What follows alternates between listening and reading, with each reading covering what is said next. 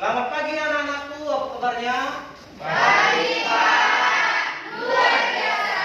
Yes, yes, yes. Mantap. Ayo yang bertugas silakan maju ke depan.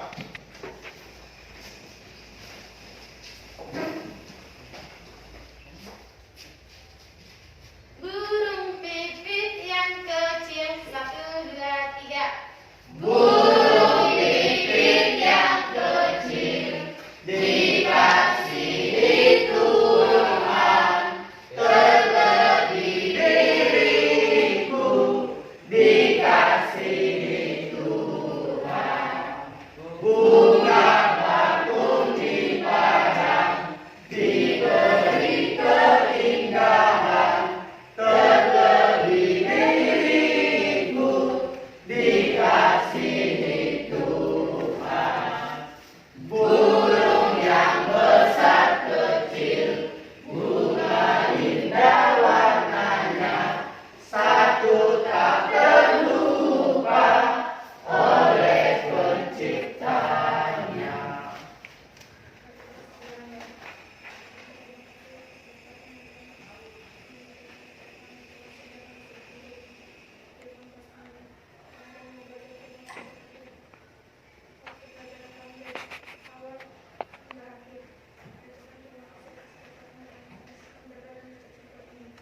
Amin. Ya, ada orang yang hadir, 2 orang. Si David sama si Cantik mana? Tadi. Oke lah. Yang baik, kita lanjut pelajaran kita nak. Hari ini kita di bab 5. Materi kita pada pagi hari ini, Allah memelihara ciptaannya. Apa itu? Allah memelihara ciptaannya. Ayat Alkitabnya itu kalau kamu perhatikan di bukumu dan di infobus ada pada Mazmur 36 ayat 7 dan ayat 38 ayat 1 sampai 38. Nah, adapun tujuan pembelajaran kita pada pagi hari ini dari bab 5, yang pertama mengerti tentang konsep Allah sebagai pemelihara alam semesta. Nah, yang kedua, mengerti pentingnya tanggung jawab untuk memelihara dan melestarikan alam ciptaan Tuhan. Dan yang ketiga, melalui pengamatan dari gambar dan tentang penciptaan, siswa dapat menjelaskan bukti pemeliharaan Allah terhadap seluruh ciptaannya. Yang keempat, menjelaskan 3 aspek dalam pemeliharaan Allah. Yang kelima, menjelaskan pemeliharaan Allah terhadap manusia dan alam lebih kuat dan cenderung mampu untuk merusaknya.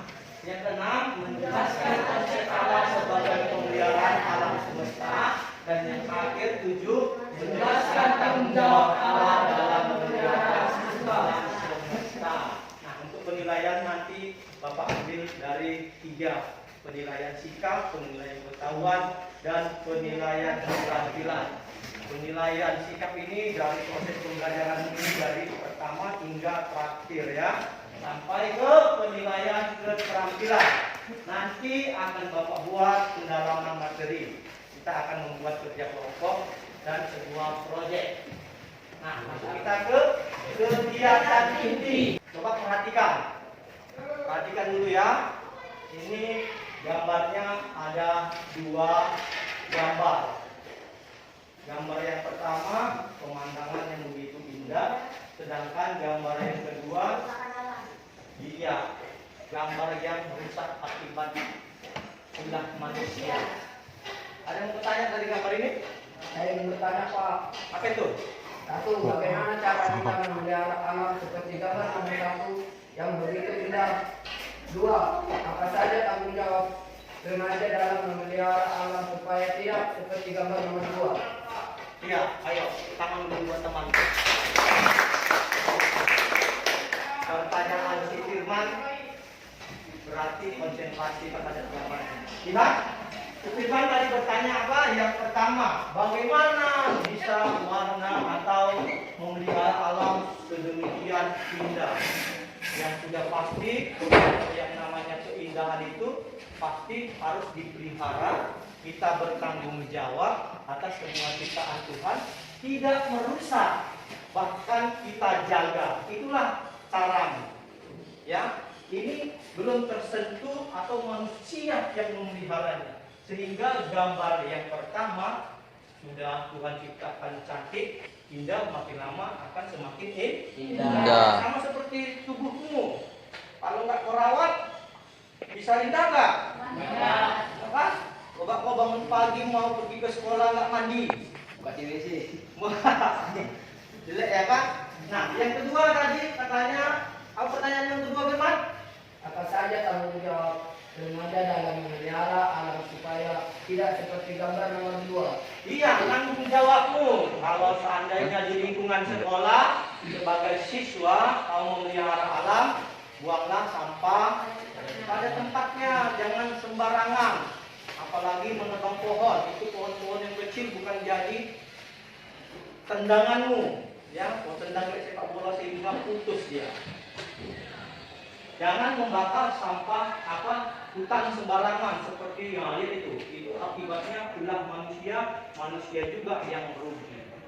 Oke, terima kasih untuk pertanyaannya. Sekarang Bapak yang akan bertanya, ya. Nah, perhatikan pertanyaan yang di fokus. Yang pertama, ya, apa yang kamu lakukan ketika melihat temanmu membuang sampah sembarangan atau di lingkungan kelas atau sekolahmu?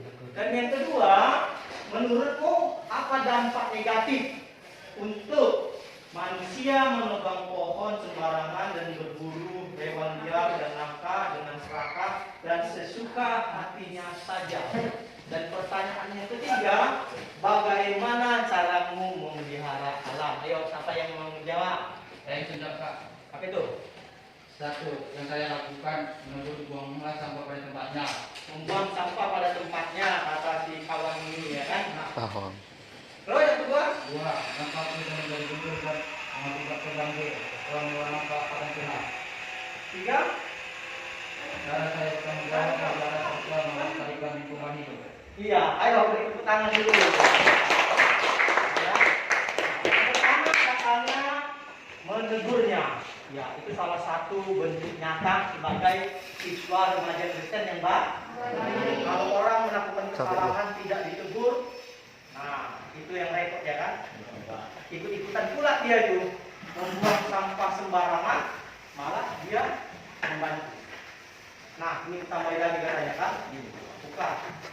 Yang kedua tadi, kawanmu katanya bisa mengakibatkan banjir. Betul atau tidak? Menebang pohon sembarangan bisa menyebabkan banjir. Iya, karena pohon yang di hutan itu atau pohon yang besar, ya, itu manfaatnya sangat banyak, menyerap air, melindungi ekosistem alam. Kalau kita rusak, kita tebang, menanamnya butuh waktu bertahun-tahun, menebangnya hanya 5 menit kan? Itulah bisa hutan gundul, mengakibatkan erosi, bahkan banjir. Yang ketiga, bagaimana caramu, kata kawanmu tadi? Apa tadi jawabanmu? Cara saya bertanggung jawab memelihara serta melestarikan lingkungan sekitar. Lingkungan hidup.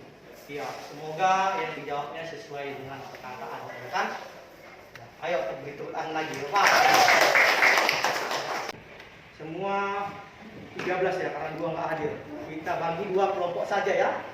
Nah, kita bagi 2 kelompok, ada presentasinya nanti seperti ini. Dibagi menjadi 2 kelompok, setiap kelompok mempresentasikan dengan materi, jelaskan mengapa terjadi kerusakan alam dan akibatnya apa bagi manusia. Bandingkan pula dengan kenyataan yang terjadi di daerah tempat tinggalmu, bagaimana alam di sana. Apakah terjadi kerusakan alam dan apa bentuknya? Ya, di daerahmu bagaimana situasi alamnya? Ayo buat 2 kelompok. Ini bagi yuk, ayo kita bagi. Kelompok pertama, ini kelompok kedua. Ayo rapatkan mejanya. Ya.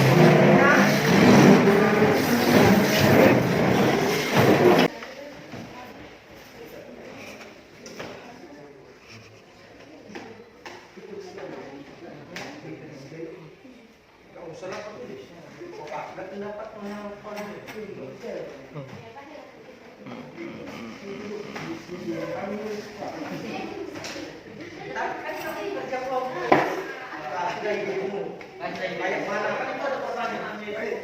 Bagaimana? Ya di daerah tempatku kan Firman, kamu tinggal di mana? Blok 3 ya Pak. Nah, Blok 3 itu kan banyak daerah pertanian apa itu, sawah-sawah itu. Sawit banyak ya kan? Iya Pak. Asli pendapatmu. Ya, ini kelompok 1. Ya, kelompok 1 dan kelompok 2. Jadi kita dorong ya kan? Iya Pak. Ayo kita dengarkan dulu presentasi dari kelompok 1. Silakan maju ke depan. Maju. Lihat kalau lihat. Dah, ayo perhatikan semua. Ini kelompok 2 pertama ini. Ya, presentasikan silakan. Kami dari kelompok 1 ingin menjawab hasil diskusi kami. Mengapa terjadi kerusakan alam? Karena manusia itu rakus dan jahat egois. Akibatnya rugi pada manusia. Misalnya kebanjiran dan kebakaran. Tempat tinggal kami di kelompok 1 masih cukup baik dan lestari. Masih banyak masyarakat yang menanam padi. Belum ada kerusakan alam. Inilah hasil diskusi kami di kelompok 1. Terima kasih. Ya, ayo beri tepuk tangan.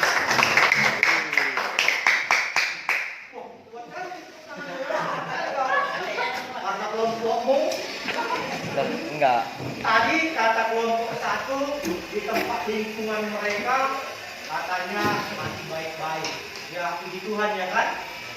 Masih banyak di tempat seperti daerah saya itu sudah tidak lestari. Ya karena di situ ada pabrik. Asapnya itu terkadang mengganggu polusi udara. Mereka berkata tadi yang pertama katanya mengapa terjadi kerusakan alam dan akibat bagi manusia? Apa tadi katanya? Karena membuang. Ya, kita di kebenaran Kak. Membuang sampah sembarangan. Terus apa? Rakus dan egois. Manusia rakus dan egois. Tahu rakus? Iya, bahasa apanya tamak kan? Sudah mau ini, diambil lagi ini. Nggak dipikirkannya dampak ke depannya. Seperti seorang nelayan tadi kan? Itu egois. Kalau egois, udang yang bertelur, diambilnya, dijualnya justru agak lebih mahal kan? Tetapi dia berpikir ke depannya, kalau makan atau jual, maka ini tidak akan berkembang. Oke, mantap. Kita beri tepuk tangan. Yang kedua, siapa? Kita dengarkan dulu presentasi kelompok 2. Kami dari kelompok 2 ingin menjawab hasil diskusi kami. Mengapa terjadi kerusakan alam? Karena manusia tidak dapat memelihara dengan baik. Manusia tidak bertanggung jawab dengan penciptaan Tuhan yang berakibat berdampak bagi manusia. Misalnya membuang sampah sembarangan, berdampak dari banjir, sungai tercemari tempat tinggal kami. Ada yang lingkungan tercemari akibat limbah pabrik yang mengingkari ke sungai, membuat ikan mati dan lingkungan tercemari. Terima kasih. Kelompok berapa? Kelompok 2. Oke, tepuk tangan. Tadi kelompok ini berkata bahwa ya etika atau manusia sudah tidak berbuat baik, membuang sampah sembarangan atau menebang pohon. Ya, biasakan ya nak, biasakan hidup dari sekarang untuk membuang sampah pada tempatnya. Contoh di Firman, setelah memakan permen, setelah kamu memakan permen, kalau tong sampahnya jauh ke depan, malas kamu membuang sampahnya, ada baiknya dikantongi, ya kan? Ada baiknya dikantongi, bukan malah dibuang sembarangan. Nah, yang perhatikan aja bagaimana alam di sana. Tadi kelompok 2 berkata bahwa ya ada yang namanya pabrik. Mengakibatkan apa? Ikan mati katanya akibat limbah yang terbuang kan? Betul nggak? Akibat limbah bisa menyebabkan polusi air. Ya mungkin limbah pabrik tersebut dibuang ke sungai ya kan? Atau ke dalam perairan sehingga apa? Mengakibatkan yang namanya banjir atau rusak. Kalau kamu nanti jadi pemimpin, berpikirlah bijak, memandang ke depan supaya tidak terjadi hal yang tidak diinginkan. Ayo kita beri tepuk tangan lagi. pemeliharaan Allah tidak pernah berhenti meskipun manusia secara sengaja maupun tidak telah melakukan atau menghancurkan alam. Itu sudah jelas, ya.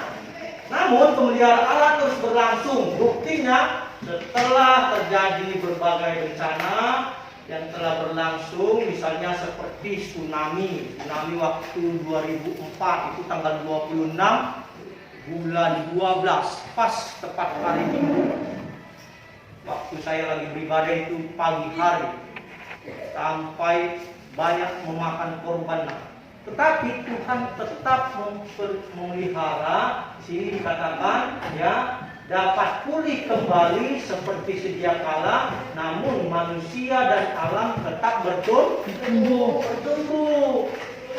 Lihat di dalam Alkitab dalam pendalamannya, setelah Allah melihat langit dan bumi dalam Kejadian 1, Dia tidak meninggalkan dunia berjalan sendiri. Sebaliknya Dia terus terlibat di dalam kehidupan umatnya dan tetap memelihara ciptaannya.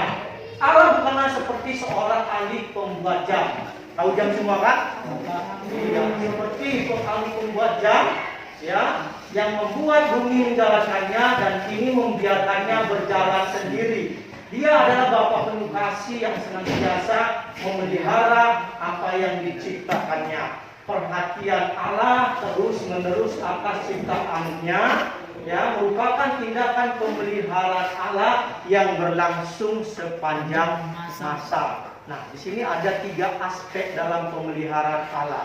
Yang pertama katanya pelestarian, dan yang kedua penyediaan, baru yang ketiga pemerintahan. Coba kita lihat apa itu pelestarian, ya. Coba kamu baca dulu pelestarian kuat. Pelestarian, dengan kuasanya Allah melestarikan dunia yang diciptakannya. Pengakuan Daud itu jelas. Keadilanmu adalah seperti gunung-gunung Allah, hukumanmu bagaikan samudra raya yang hebat. Manusia dan hewan kau selamatkannya Tuhan.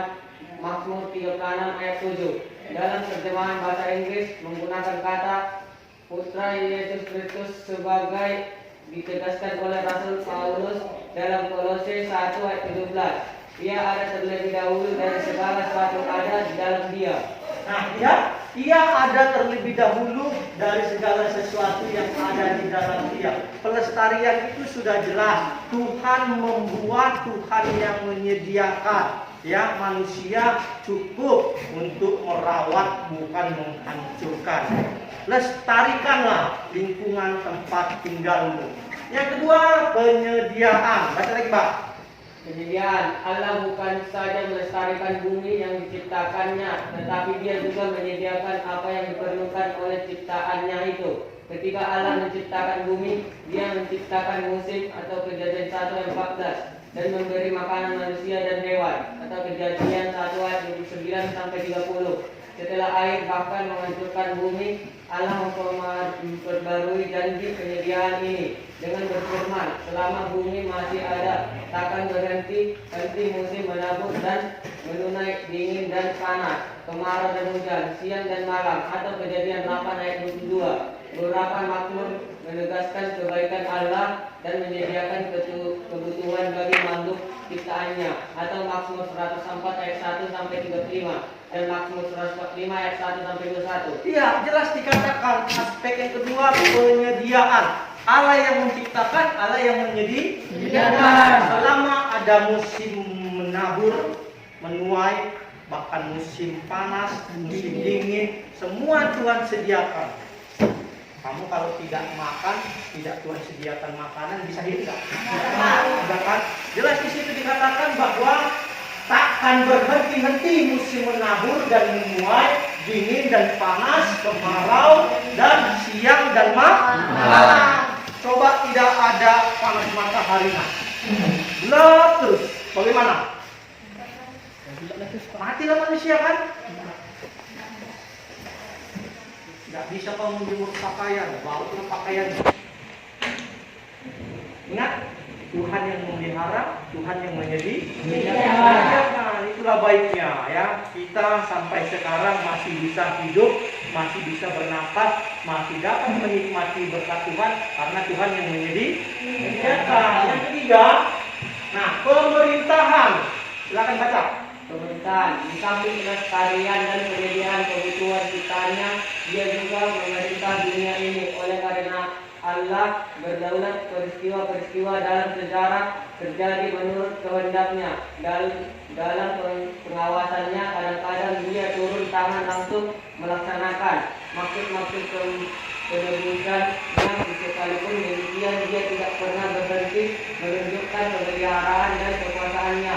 Setelah terjadi bencana kehidupan terus terjadi, mungkin kamu bertanya, jika Allah menguasai, mengapa ia membiarkan terjadinya bencana dan kerusakan alam? Dosa telah menyebabkan manusia melakukan segala cara demi memenuhi kepentingan dirinya sendiri, termasuk di dalamnya mengeruk alam tanpa batas. Semua hasil bumi, baik yang berasal dari perut bumi, minyak, gas, besi, timah, emas, perak, dan lain-lain, diambil secara serakah, serta pertambangan-pertambangan yang dibuat merusak alam. Hasil hutan diambil sebanyak-banyaknya. Penebangan pohon dan tanaman lainnya menyebabkan hutan menjadi gundul, dan terjadi erosi dan banjir yang tak jarang menyebabkan manusia menjadi korban. Ya, nah di samping pelestarian penyediaan, Tuhan juga memerintah berdaulat atas hidup manusia, ya kan? Makanya kita sebagai manusia, apalagi semua manusia berdosa, jangan sampai kita lebih rakus dan mementingkan diri sendiri.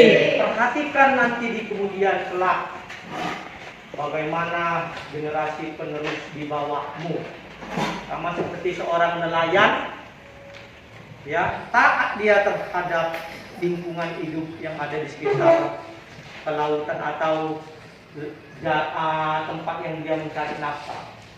Ketika dia mencari atau menjaring, dapat nyangkut yang namanya udang yang lagi bertelur, ya kan? Karena dia tidak serakah, dia sadar supaya lestari alamnya tetap berlangsung, maka udang yang bertelur itu bukan dimasukkannya atau dijualnya, justru malah dilepas. Tujuannya supaya apa? Iya, supaya bertambah banyak dan tetap lestari. Nah, tanggung jawab manusia dalam memelihara alam ini seperti itu di dalam Kejadian 1 ayat 28. Katanya apa, Nak? Berpuasa, tetapi ingat, berpuasa pun manusia tidak boleh rakus, serakah. Yang pertama katanya tidak semena-mena. Yang kedua, kenapa gajah bisa semakin hari semakin punah, bahkan dari hutan bisa masuk ke kota? Akibat manusia serakah. Gajah diburu, ya kan? Diambil apanya? Iya, gadingnya supaya dijual. Nah, di sini jelas dikatakan tidak menganiaya binatang atau membunuh kalau binatang itu tidak lestari, tidak berkembang biak, maka dia akan punah. Wah, bahaya. Yang ketiga, ya, penting. Kamu pun kalau nggak dirawat sama orang tuamu, bisa nyaman nggak? Orang tuamu lah kasar sama tiap hari kau ditendangi atau dipukuli, masih tetap kamu berada di rumah? Jangan-jangan bisa lah lari. Begitu juga alam kita, harus kita rawat dan kita lestarikan. Tanggung jawab manusia dalam memelihara binatang itu seperti itu. Cara memelihara hewan peliharaannya, memberi makan, baru dia memberi perawatan dan memberi Perhatikan video ini, Nak. Ini kisah tentang Nuh, kisah tentang pemeliharaan Allah terhadap keluarga Nuh. Nuh, Kejadian 6, Kejadian 7, Kejadian 8, dan Kejadian 9 ayat 1-17. Bertahun-tahun kemudian, jumlah manusia semakin banyak di bumi. Tapi sayang, banyak orang telah menjadi jahat. Nah, ada seorang yang baik bernama Nuh. Nuh taat kepada Tuhan. Kata Tuhan, Aku ingin kamu membuat sebuah kapal. Nuh segera membuatnya. Orang-orang mentertawakan Nuh karena mereka tinggal di padang gurun dan di sana tidak ada air untuk kapal berlayar. Namun Nuh terus melanjutkan membuat kapal itu. Menurutmu, apakah mudah untuk tetap taat ketika banyak orang di sekeliling kita mentertawakan kita? Kapal besar. Ketika kapal itu selesai dibuat, Tuhan menyuruh Nuh dan keluarganya untuk masuk ke dalam kapal. Maka masuklah anak-anak Nuh. Nama mereka Sem, Ham, dan Yafet. Dan juga istri mereka dan istri Nuh. Kata Tuhan kepada Nuh, Sekarang, bawalah sepasang dari semua jenis hewan. Nuh melakukan persis seperti yang Tuhan katakan.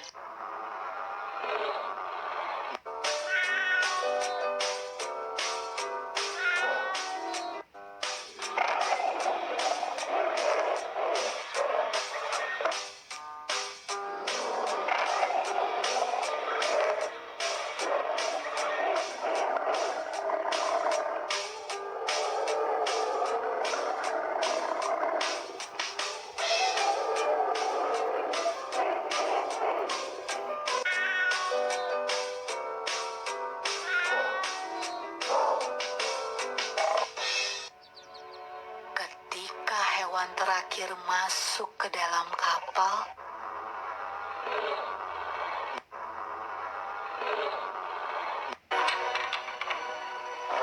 Tuhan menutup pintu kapal itu.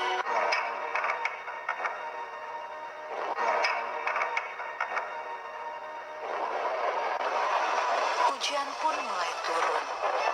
Hujan turun sangat deras, sampai air menutupi ladang-ladang. Hujan turun sangat deras, sampai seluruh kota terendam air. Bahkan sampai gunung-gunung pun tenggelam.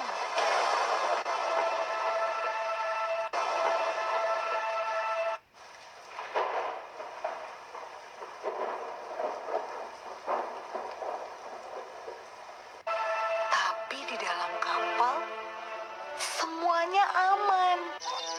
Dan Tuhan menjaga Nuh.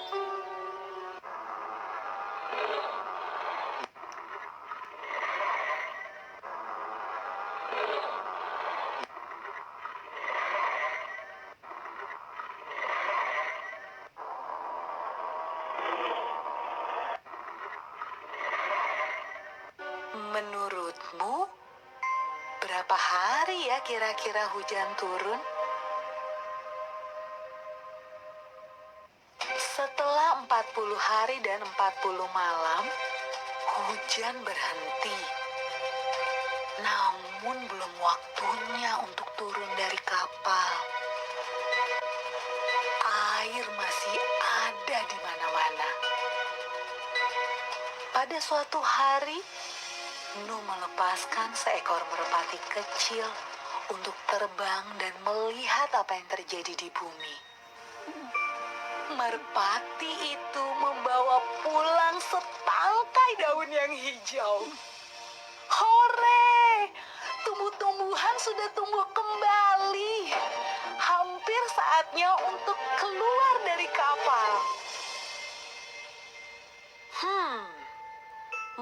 menurutmu, apa ya yang sedang dilakukan orang-orang saat Nuh membuka pintu kapalnya?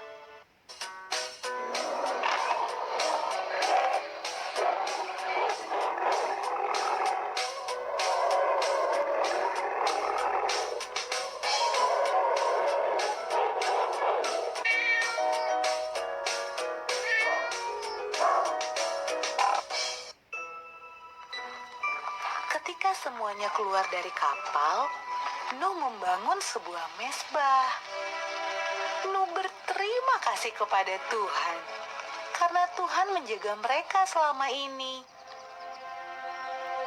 Lalu sesuatu yang indah terjadi.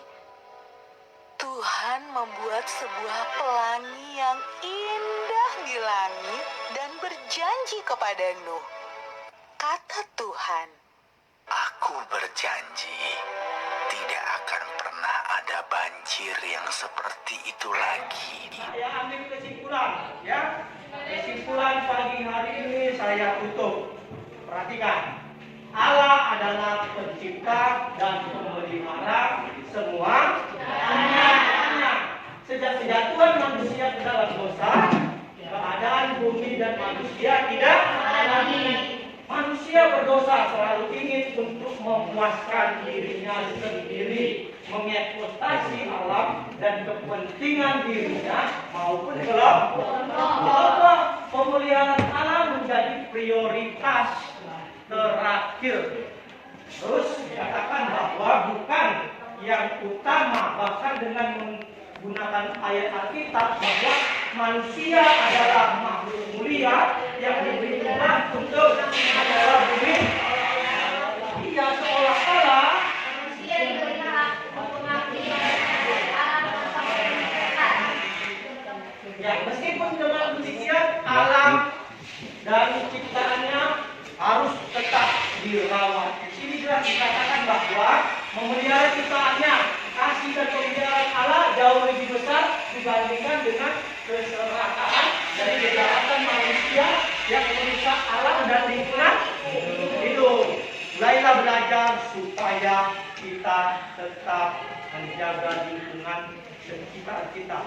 Nah, perhatikan bukumu, lihat itu bab 5 halaman terakhir, ya, tugas 1 sampai 10. Ya, halaman 58 ya. 1 sampai 10 kerjakan di rumah, minggu depan saya kumpul. Oke, ada pertanyaan? Baik, kita tutup. Sebelum kita tutup, kita bernyanyi dan berdoa. Nanti yang berdoa kamu ya. Ayo kita bernyanyi. Hidup ini adalah kesempatan. 2, 3 ya. Hidup ini adalah kesempatan. Hidup ini untuk melayani Tuhan. Jangan sia-siakan apa yang Tuhan beri. Hidup ini harus jadi berkah. Oh Tuhan, pakailah hidup selagi aku masih kuat. Bila saatnya nanti ku tak berdaya lagi, hidup ini sudah jadi berkah. Silahkan pimpin kita dalam doa.